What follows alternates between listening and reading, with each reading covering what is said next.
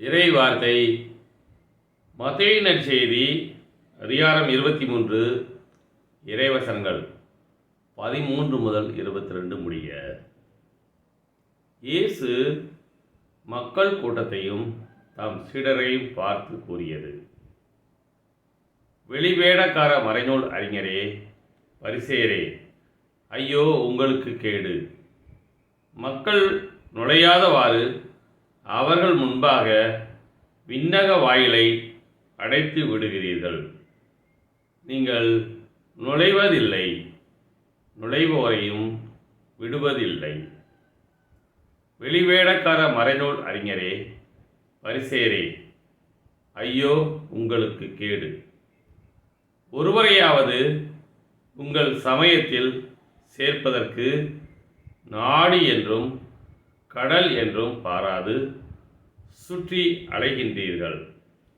அவ்வாறு சேர்த்த பின் அவரை உங்களை விட 2 மடங்கு நரக தண்டனைக்கு ஆளாக்குகிறீர்கள். குருட்டு வழிகாட்டிகளே, ஐயோ உங்களுக்கு கேடு! யாராவது திருக்கோவிலின் மீது ஆணையிட்டால் ஒன்றுமில்லை.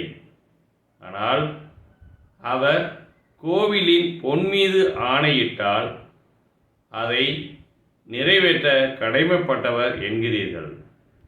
குருட்டு மடையரே, எது சிறந்தது? பொன்னை தூயதாக்கும் திருக்கோவிலா?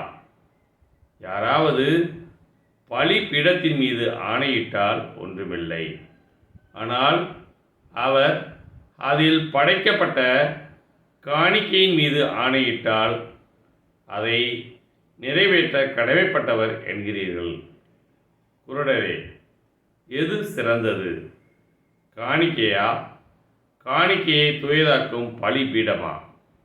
எனவே பலி பீடத்தின் மீது ஆணையிடுகிறவர் அதன் மீதும் அதன் மேலுள்ள அனைத்தின் மீதும் ஆணையிடுகிறார்.